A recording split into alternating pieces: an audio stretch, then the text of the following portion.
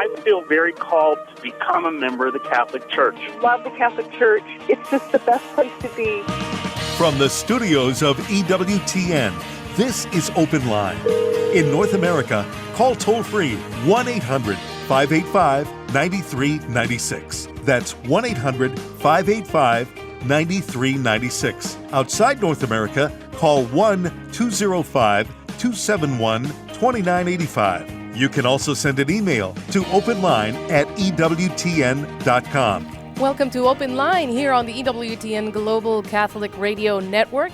We are glad that you're tuning into the show through our various media platforms, including our EWTN channel on YouTube. You can go to YouTube and you can see how the show is made. This is Elena Rodriguez giving you a red carpet welcome and asking you to make the best of this show, to participate on this show. Today on Open Line, as we do every Tuesday, is our great pro-life warrior princess Barbara McGuigan joining us from across the country.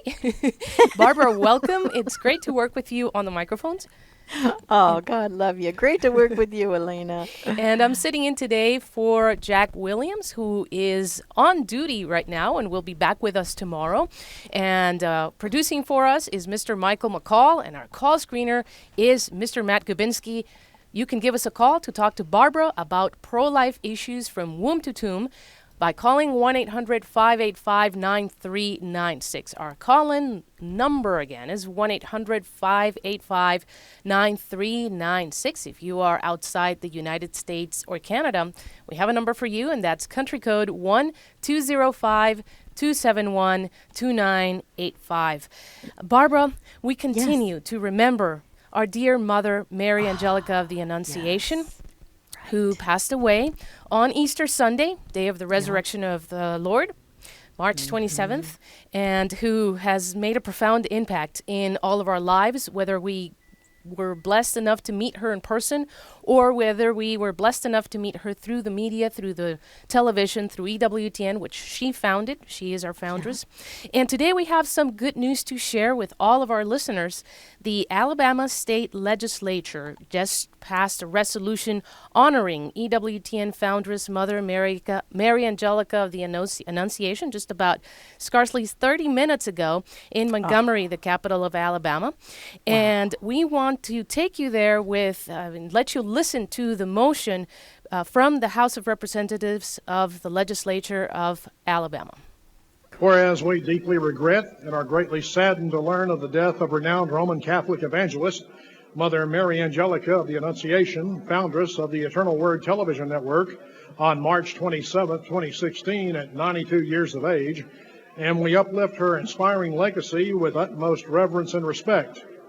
And whereas the passing of Mother Mary Angelica leaves a void in the lives of countless individuals worldwide whose lives she's positively impacted through her meritorious work and spiritual teachings. And whereas Mother Mary Angelica reached millions of lives for the Lord through the Eternal Word television network, she served as chair of the board and CEO. Currently, Eternal Word television network provides 24-hour-a-day programming to more than 264 million homes in 144 countries, broadcasts worldwide terrestrial and shortwave radio, publishes the National Catholic Register, operates Catholic News Agency, and engages in other publishing endeavors. And whereas Mother Mary Angelica has profoundly impacted others through her compelling studio productions, spiritual talks, and writings. In addition, Mother Mary Angelica envisioned the Shrine of the Most Blessed Sacrament, which was dedicated in 1999.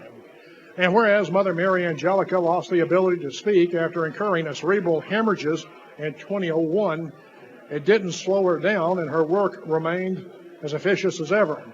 And whereas the world grieves a truly one-of-a-kind Roman Catholic evangelist who left a powerful legacy with her extraordinary, far-reaching work for the Lord, an iconic personality in the loss of Mother Mary Angelica, although her presence is greatly missed, her memory is cherished in the hearts and minds of those who were fortunate enough to know her.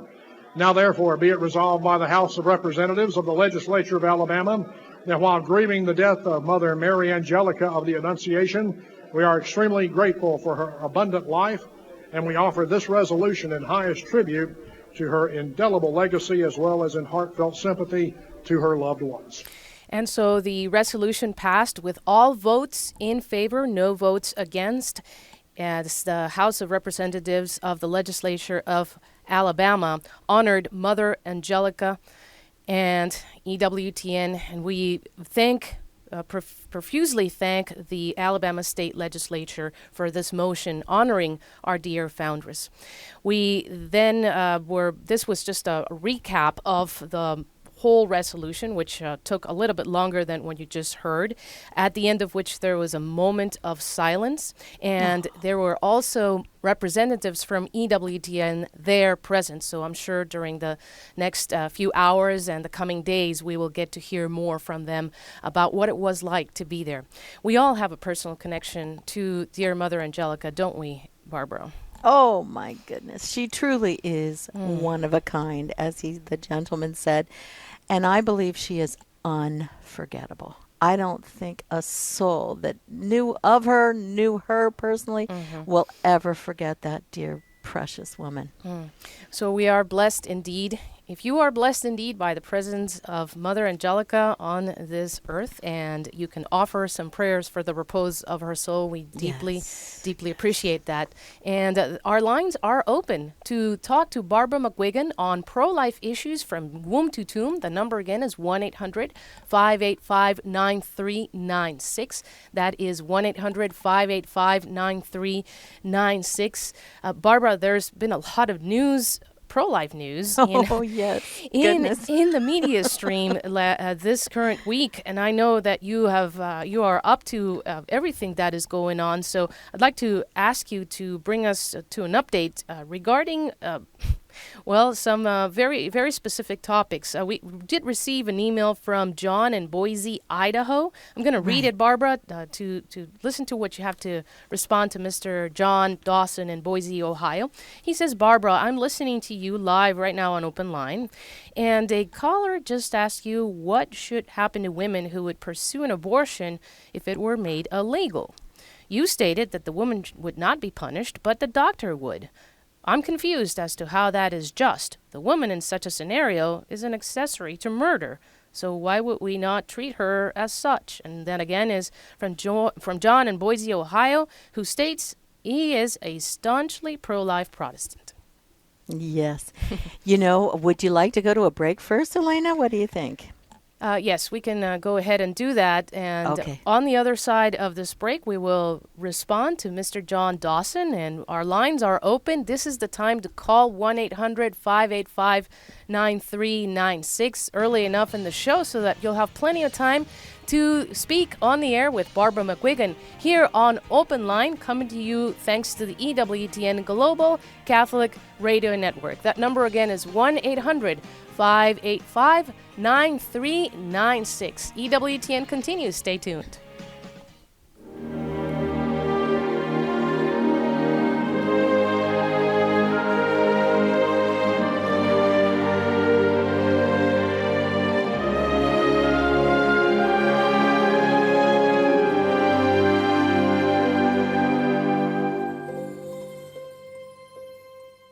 I'm Raymond Arroyo with Mother Angelica, A Remarkable Life.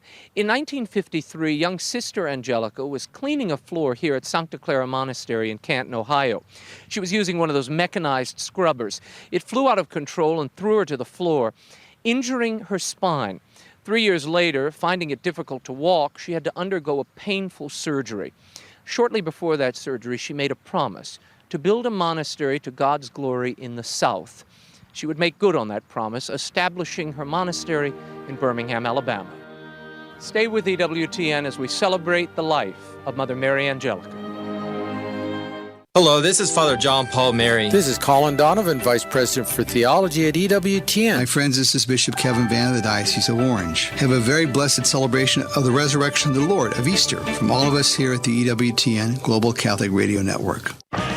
This is Open Line on the EWTN Global Catholic Radio Network. If you have a question or comment, call 1-800-585-9396. Outside North America, call 1-205-271-2985 or send an email to openline@ewtn.com. Open Line continues with Barbara McGuigan, our pro-life warrior princess, on all topics from womb to tomb. You can be on the show calling 1-800-585-9396. That number again is 1-800-585-9396. Barbara, before we went to the break, we were speaking about a question from a listener, John in Boise, Ohio, who is asking if abortion were to become illegal, should the pregnant woman be punished because if she commits an abortion, if an abortion is illegal? What is your take on that? Well, it's a very good question, and we did talk about this last Tuesday. So John and I have gone back and forth a little bit on a couple of emails, but I was confusing him even more. So I want to give some facts. But before I do, I think it's amazing, Elena, and I bet you do too, that just a few days after last Tuesday's Open Line, Donald Trump was severely criticized by all sides, really, for saying that in the event Roe v. Wade is overturned, and we know that that means that all decisions about abortion will go back to all individual states, he was of the opinion that women would face, quote, some form of punishment, an opinion the pro-life movement has never, in all caps, N-E-V-E-R, never even entertained, as I said last week. Now, but you know, Elena, I just want to say this. Whether you care for Mr. Trump or not, I would say in his defense on this one, he was set up by Chris Matthews, the MSNBC's, some people call it PMSNBC, host of Hardball, right? He's the guy who got tingling up his legs whenever he heard Obama speak. Remember that? Mm-hmm. Well, Mr. Trump used to be very pro-abortion, and he admits this, as many people who are now pro-life have been. But somewhere along his journey, he became pro-life, just like Ronald Reagan became pro-life. Now, does the fact that he sincerely converted to the pro-life camp mean that he knows every single fact as to what it means to be completely pro-life? That's my question. And I would answer my question, of course not. He's a real estate mogul. He's a contractor, for Pete's sake. He obviously hasn't been schooled in this area, and he is just as pro-life as many people in this country who submit to the stand that abortion is a horrific act, but still maintain that in cases of rape, incest, or health of the mother, this horrific act becomes okay. So, in my opinion, more education, perhaps some soul searching, and possibly facing the reality of prior sin is in order. And really, all this, you need a painful dose of humility, but that can make all this happen. Now, I'm not saying Mr. Trump or any other people who claim to be pro-life, with exceptions, right? I'm not saying that they are not all sincere. But I will say sincerity is no indicator of truth. A person can be sincerely wrong, which is why Donald Trump walked this back almost immediately, and his spokeswoman said that punishing women for abortion was simple misspeak. That was her quote. So, having said this, I have some facts for John and for all of our esteemed listeners. Planned Parenthood, NARAL, and the NOW, the National Organization of Women, over the past 40 years have been beating the drum so loudly until the media accepts the call of the wrong, I call it, and takes every word they say as written in law, that if Roe falls, women will be prosecuted or jailed under abortion laws. And of course, they have absolutely no evidence to back this false claim up. In fact, we have it all well documented in all 50 states that women were not jailed before Roe when abortion was illegal. And they will not be jailed or fined when it becomes illegal once again. Abortion laws before Roe, who did they target? Abortionists, not the aborted mothers. In fact, the states expressly treated women as the second victim, with her baby, of course, as the first victim. And I know you've heard me say this. There are no two closer people in the world than a mother and her baby, right? We can't hurt one without hurting the other. We can't help one without helping the other. They belong together, even as victims. So, If Roe was overturned today, abortion would be legal in at least 42 to 43 states tomorrow. Did you know that, Elena? Nope. And probably all 50 states, because any laws prohibiting abortion have been either repealed or are blocked by state versions of Roe versus Wade. So each state would have to pass new abortion laws targeting abortionists and treating women as second victims. Even the abortionists will not be prosecuted until each individual state targets them with new laws. So now to answer John's question as to why in the world wouldn't women be prosecuted who collaborated with the abortionist and paid him to flatline her baby's heartbeat? Okay, just 3 reasons, real quick ones. The point of abortion law is effective enforcement against abortionists. The woman, the mother, is the second victim of the abortionist. Prosecuting women is counterproductive to the goal of effective enforcement of the law against abortionists. We've even had cases in the past where, and it's so ironic, that when they prosecuted some abortionists, but they considered the woman as an accomplice, as a matter of criminal evidentiary law, if the court treated the woman as an accomplice, get this, she could not testify against the man she hired to kill her baby, and the case would be thrown out. So it's really very academic, as law is, right? The precedent has been set. The wisdom of not prosecuting women was based on extensive practical law enforcement experience in many states over many years. And so what I'm going to ask our listeners, if you want to study this further, and all the states are named, go to lifenews.com. And the title of the article is, When Abortion Was Illegal, Women Were Not Jailed for Having Abortions. And it will tell you all about this.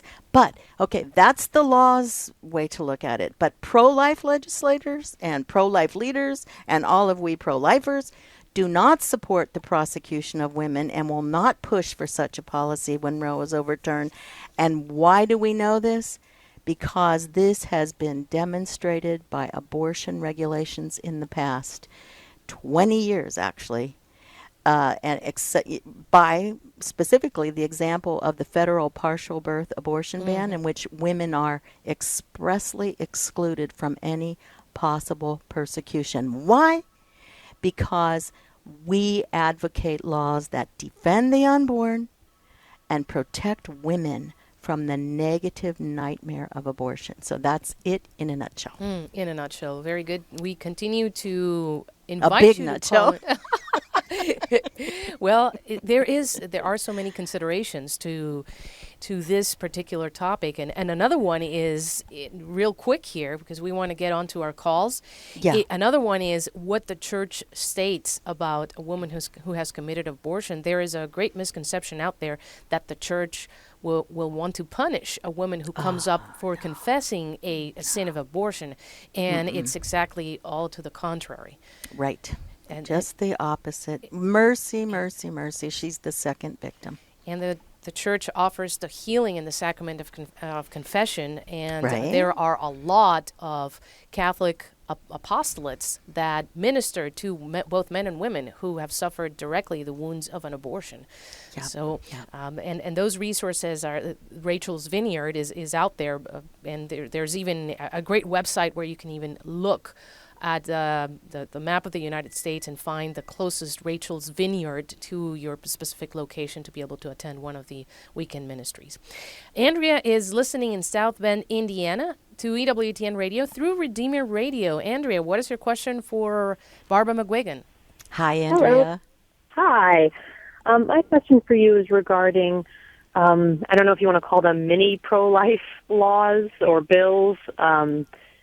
My question revolves kind of, or maybe I wanted to hear what your thoughts are on supporting bills that kind of strike down certain aspects of abortion versus an all or nothing abortion is legal versus illegal.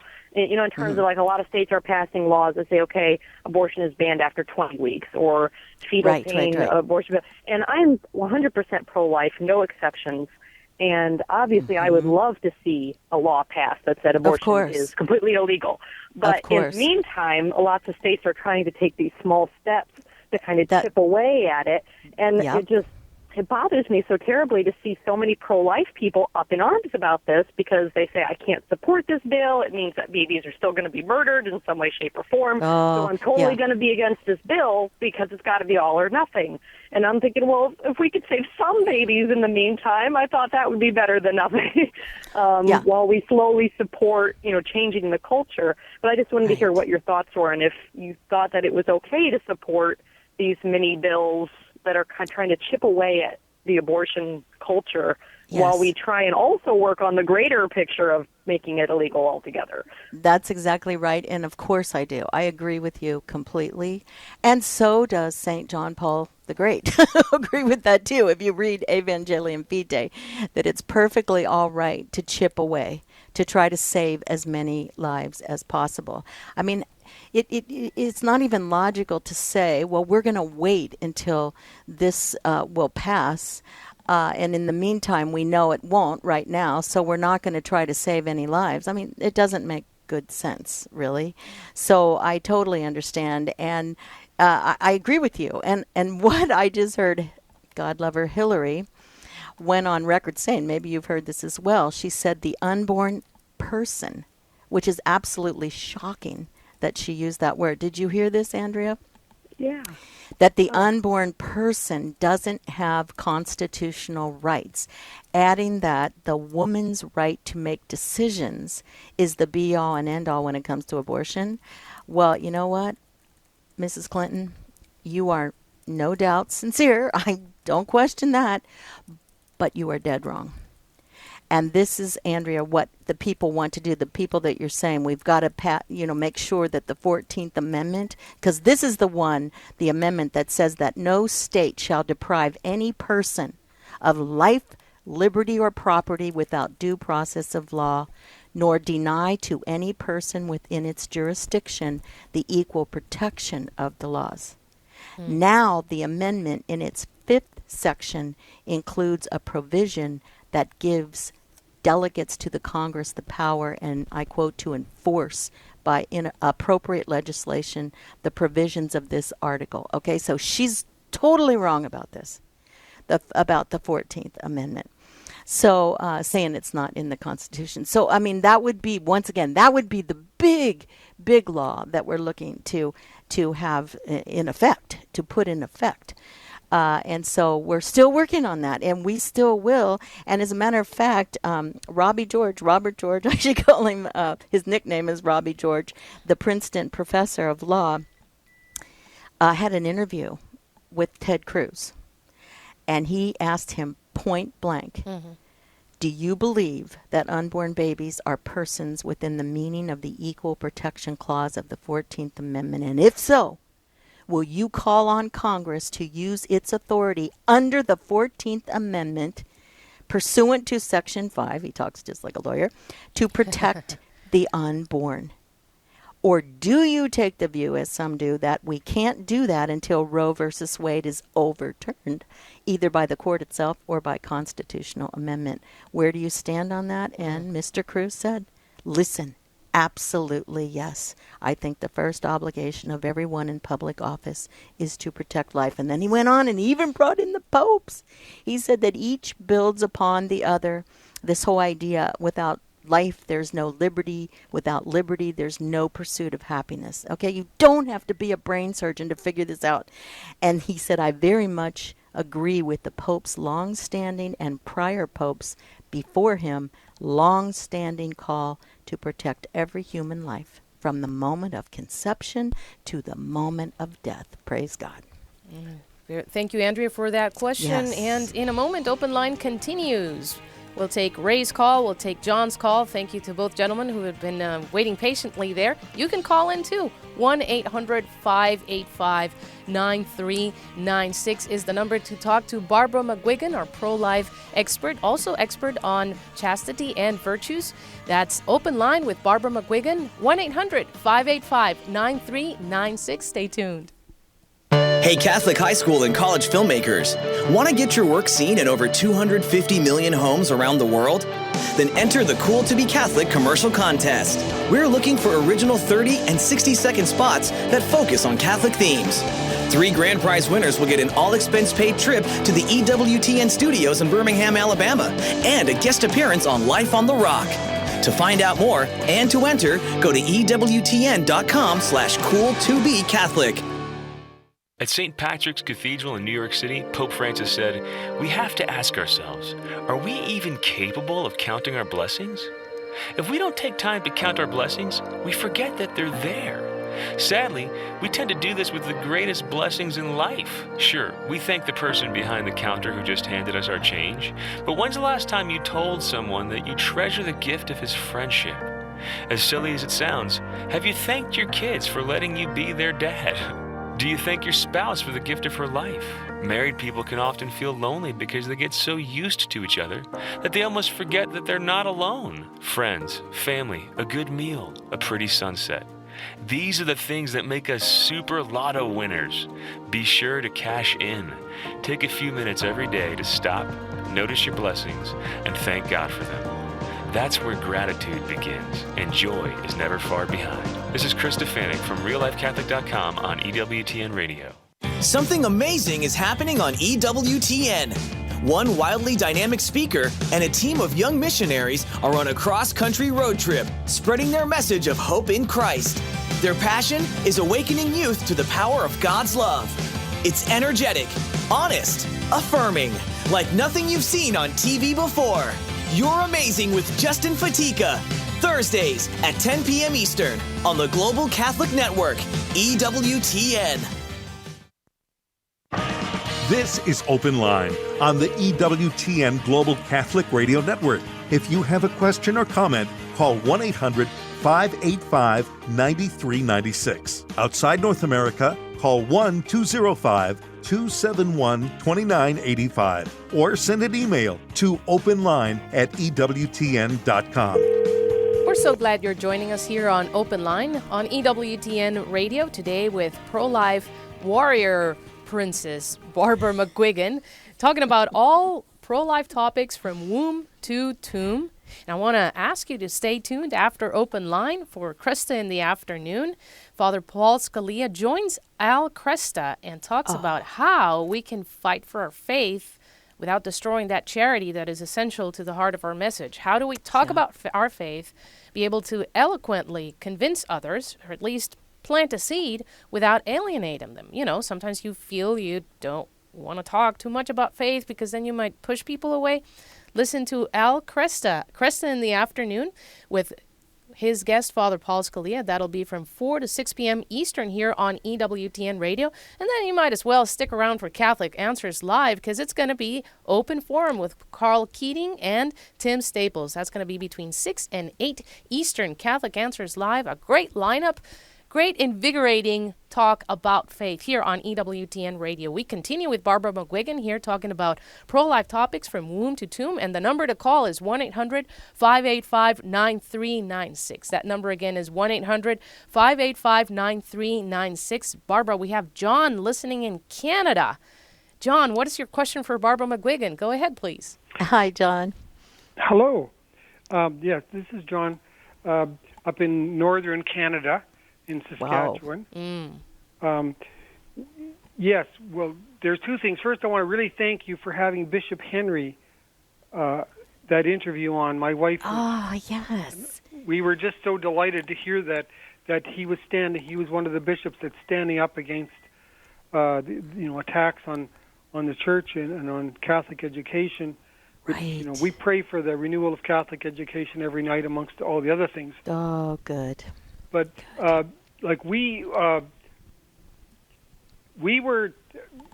One thing I want to say about what we're trying to do right now is that there was a committee on assisted death that brought down a report, the parliamentary committee from our House of Commons, and even though it had some conservative members on it, it came out with a report that was very bad, worse than the euthanasia and assisted dying report or assisted dying program that they have in Europe, in Belgium and Netherlands, for instance.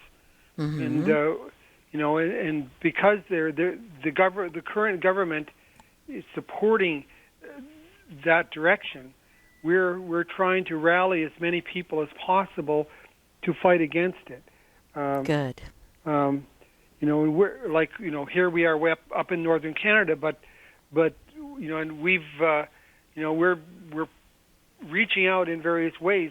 Over the past years, we've raised three children for the religious life, 2 priests and an assistant. Beautiful, John. That's just Praise beautiful. God. Yes. Okay, and so they're actually down in the States helping you out down there. Really? Good, we got them, huh? Yeah, and some of their order was at Mother Angelica's funeral, actually. Oh, wow, that's beautiful. Well, you know what, John? I want to tell you how we connect with EWTN and Mother Angelica. Good. Okay. Because what was said, that was a beautiful resolution from the clip. Yeah, the clip that you had. Oh yeah. That was so good.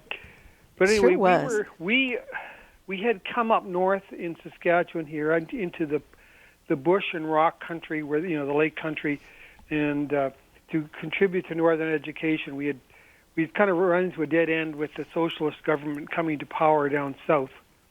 And we came up here. We didn't fit into some of the education programs. We ended up starting our own school, Our Lady of the North School, or L'École Notre Dame du Nord in French. Wow. And 5 of our children went through that, and that has something to do with the fact that 3 of them went on to religious life, and the 2 others are married with a number of children. John, it has everything to do with that. It has everything to do with that solid formation in virtue and grace makes all the difference in the world with children, and that's when you start with children. So, John, I'm thrilled that you called, and I did ask Bishop Henry if he would come back to talk about what you were just bringing up about the assisted suicide laws that you're trying to get passed up there. And he said yes. So I just have to send him some dates, and I hope and pray he'll be able to be open and be back on he'd like to come on, but, he's very busy. So yes, I'm gonna see if he can come back. Goodness, that's great. Okay, but we were up north, we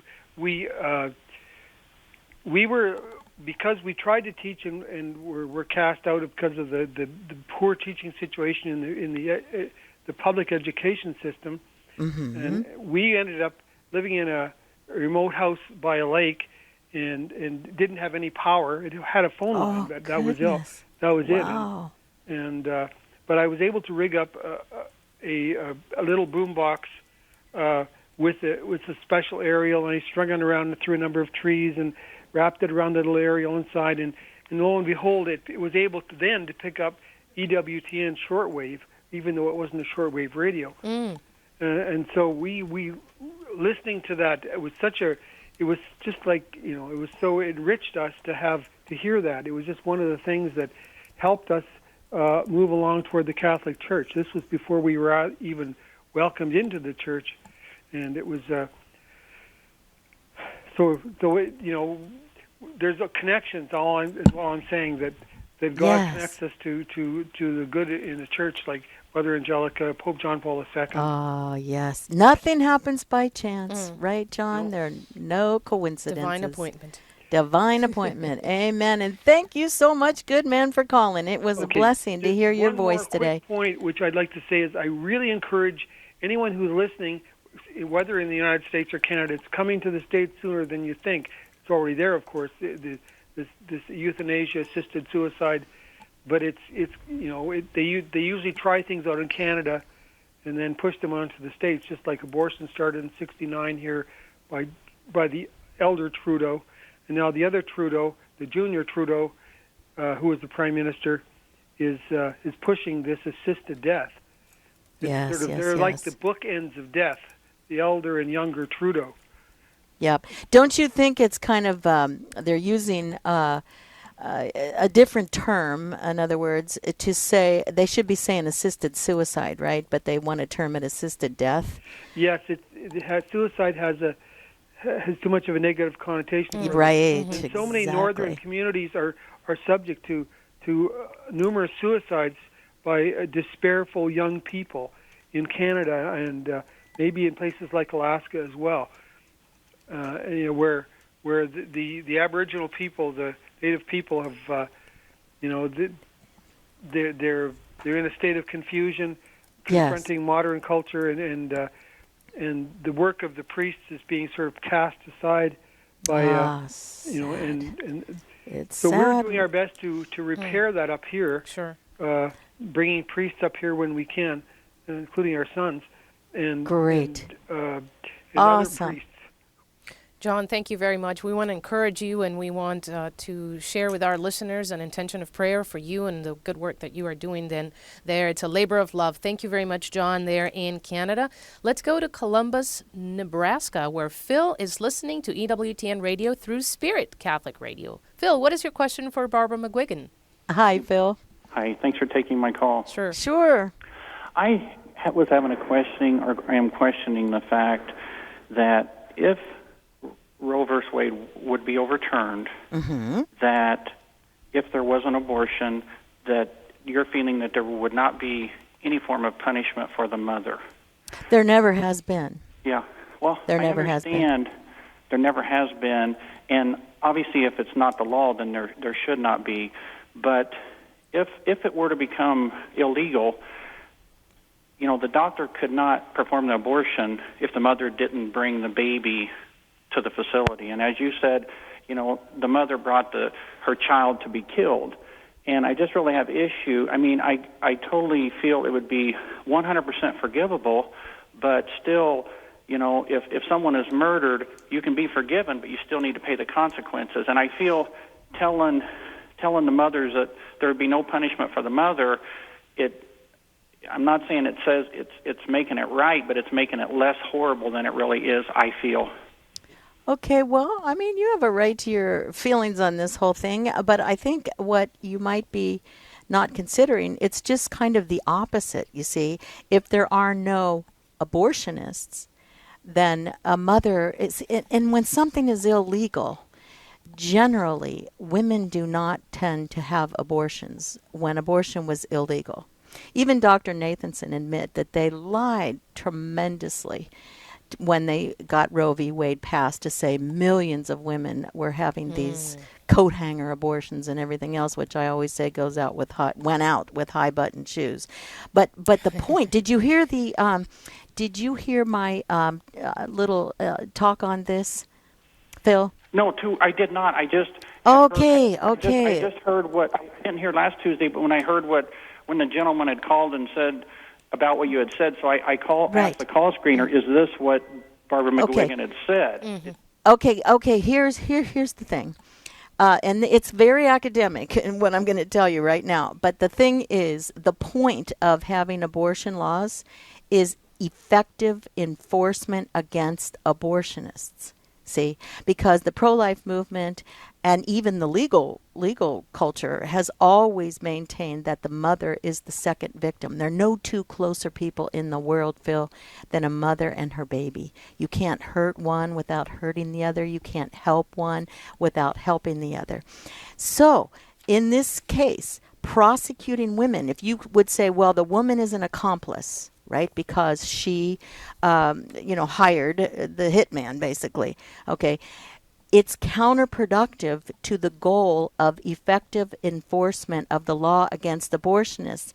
And this is very ironic, but as you might imagine, to protect their own hide, it was abortionists who, when they were prosecuted, sought to haul the women they aborted into court, because they wanted the woman to be considered an accomplice. But if that's the fact, She could not testify against the man she hired to kill her baby. And the case was thrown out. That's what I said in the beginning in so many words. So legally, because of the criminal evidentiary law, it doesn't help when the woman is considered an accomplice. Now, that's how the law looks at it. And as I said, pro-life legislators and pro-life leaders don't support the prosecution of women and will never push for such a policy when Roe is overturned, because we believe that the unborn needs to be defended. So get rid of those who are ready to kill them. And then protect women from the negative nightmare of abortion. They suffer severely. And is something for you to consider, Phil, because, the law, they've set a precedent on this. Even when abortion was illegal, women were never prosecuted. Okay? Very much. Thank you very much, Phil. You can call in and chime in with your question, your opinion for Barbara McGuigan here on EWTN Open Line. The number is 1-800-585-9396. That number again is 1-800-585-9396 to talk to Barbara McGuigan here on Open Line. We have one line open, and that chance is your chance, as we have only about 10 minutes left of the show. Hurry in. Coming up later today on Cresta in the Afternoon.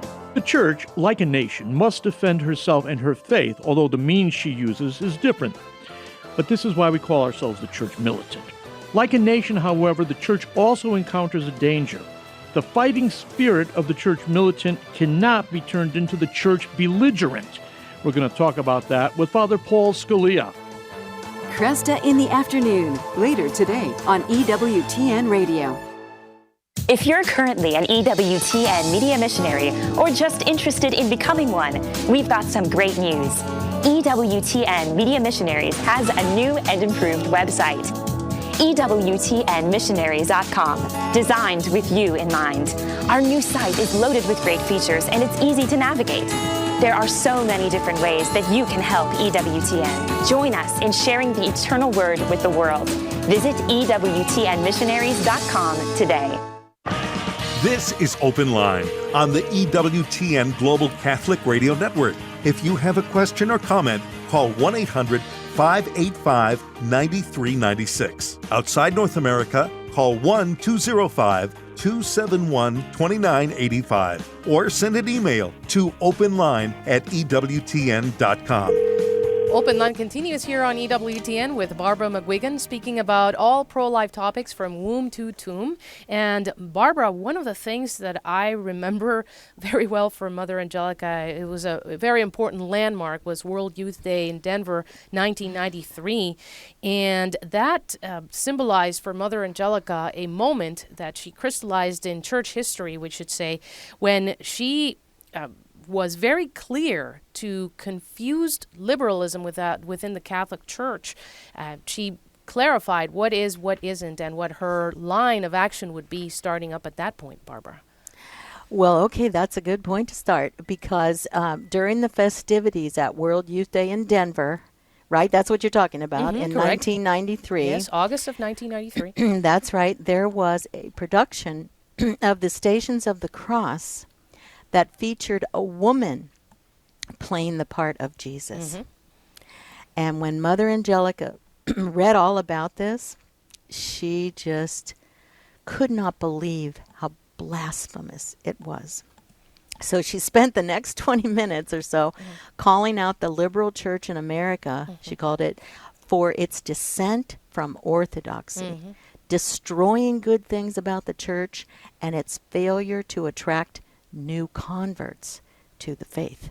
And she said, do you want me to quote her? Yes, please go ahead. She said, I'm tired of your tricks. I'm tired of your deceits. I'm tired of you constantly making a crack. And the first thing you know, there's a hole, and all of us fall into it. She said, I'm so tired of you, liberal church in America, and everything you've ever done is done in silence.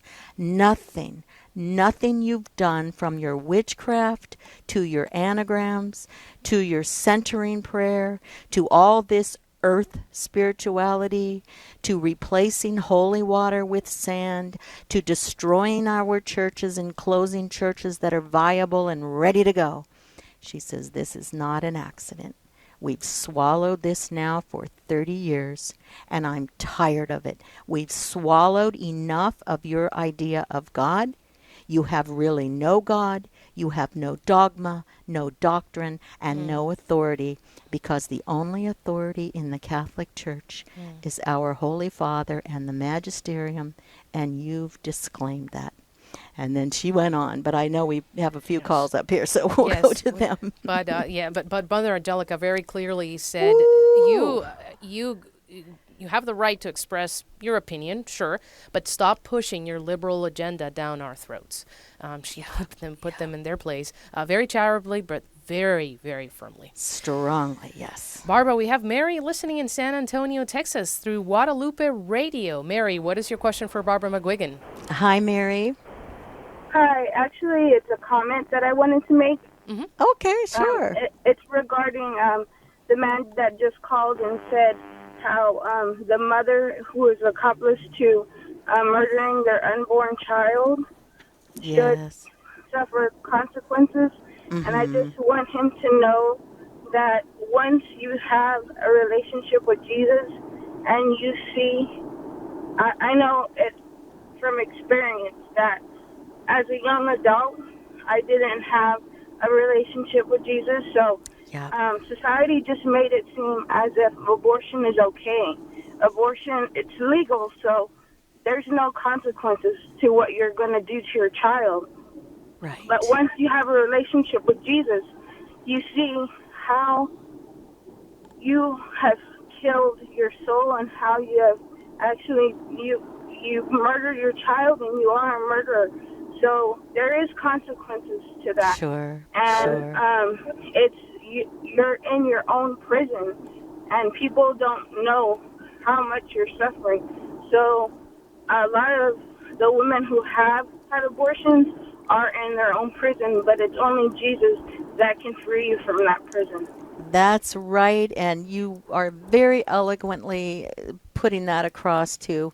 It is so true. Jesus loves every single one, and all of heaven rejoices when someone repents, faces the reality of their sin, first of all, with humility that takes, and then you say, you're sorry, Lord, and he welcomes you back with open arms. Mary, God love you, dear heart, because that was a beautiful testimony, and you're so right. And that's why we always see the mother in every abortion as the second victim, even if she's a repeat aborter. That only means that she was never able to face the reality that her first abortion was a human life. See, so then they don't face that reality. Well, that's a problem there, right? That's a woundedness when you can't face the reality. So thank you, Mary, for that. That's a beautiful way to put it. Thank you very much, Mary. Let's go to Mesquite, Texas, where Hermanenda is listening to EWTN Radio through the Guadalupe Radio Network. What is your question for Barbara McGuigan? Hi, Hermanenda. Am I saying that correctly? Yes. Okay. My question actually was something that if there would punish the mother, it would be a danger. I was advocate for death rows in 2 cases. The guilty one got, the one that killed the victim got life, and the one that was there by association was the one that got death penalty and was executed. Wow. So how did that happen? They would probably the doctor would be free and the mother would be punished. So it's, there were 2 cases that was involved, and then that's what happened. The killer is still alive right now, doing life, and the ones that were with him, because they said that whoever is as guilty as the one that killed the cow, and is the same as the one that holds the leg. It's a whole thing. Yes. Well, why was it that the one who actually did the killing got life and the other one got the death penalty? Yeah, that's what, because he hurried up and pleaded guilty. That way. Oh, I see. I missed that part. He he made a deal to get life. Gotcha. Yes, and the other one maintained his innocence because he didn't really kill it. But he was there and he didn't do nothing to stop it. Yes, so there was, so he got death. And so, Hermanenda, do you think that a mother should be punished for an abortion? Are you in that camp or no? Yes, she should be punished. But I mean, we're punished. We violate the law in the traffic, and we get a ticket. Well, you're right, but this is a little different, don't you think? This is just a little different. I think in this situation especially, don't you see that the mother is a second victim as well?